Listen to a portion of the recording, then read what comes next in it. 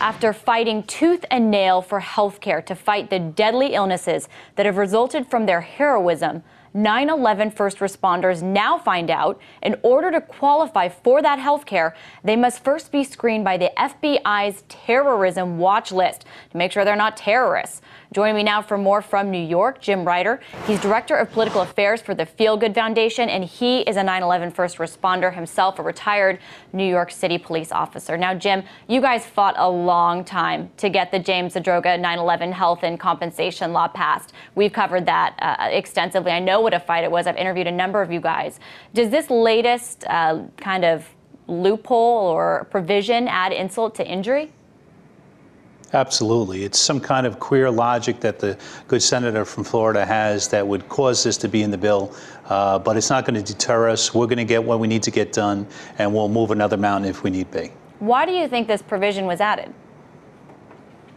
I don't know. There's the old saying, you don't want to watch sausage or politics being made, but who knows, who cares what his logic is. It's unnecessary, it's wrong, and it's not at all comical. What do you think is wrong with it, and what's been the reaction from the 9/11 first responder community? I know you guys are all real tight. Well, I'll tell you, I'll answer it in two answers. What's wrong with it is these are first responders. These are the people that ran into the buildings when everybody else was running out with no regard to their own safety, but for the needs of this city and this state and this country. They knew on that day that their heroism was going to come out, and it did. But to answer your second question, how we feel about it, there are some responders who have severe post-traumatic stress, much more than mine. And they are dealing with the traumas of life every day since 9/11.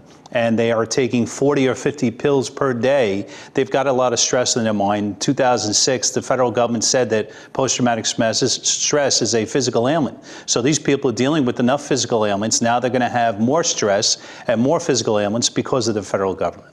Because do you think that they're concerned that this will slow down them getting health care, or do you think they're very insulted that they're being screened on a terrorism watch list just in terms of kind of that being a mark of some kind of, I don't know, a black mark?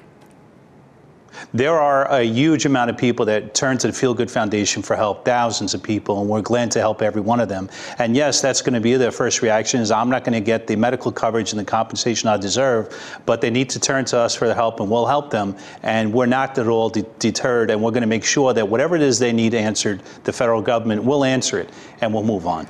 But is that the fear? Is the fear that this is going to be one more thing that slows down people being able to use this bill? Or is it that it's so insulting to be needing to be screened as a terrorist when you were a hero that was, you know, responding to a tragedy?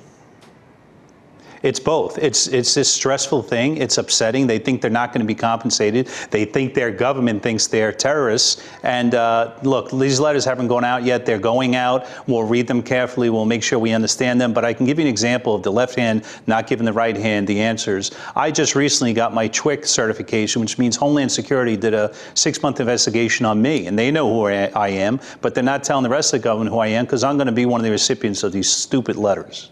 Oh, wow. That's a great point. And, you know, I do want to bring up, you know, my producer did tell me that you guys just lost another 9/11 first responder, and I'm so sorry for that. But yesterday. I was wondering if you could just talk a little bit about, you know, what you guys really have been through. I don't know if everybody understands how many of you have dealt with illnesses that have not been identified or diagnosed, that are very confusing, and not had health care for them.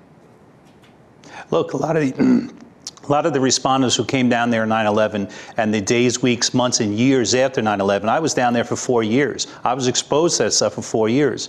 A lot of these people were the moneymakers in their family, and justly so, and that's their decision, their business. But now the moneymaker is staying home because he's taking 40 medications a day. He can't afford his medical bills. He can't afford his prescriptions. He can't pay his mortgage, all because he was a hero. And now on top of all that, he thinks his government is accusing him of being a terrorist.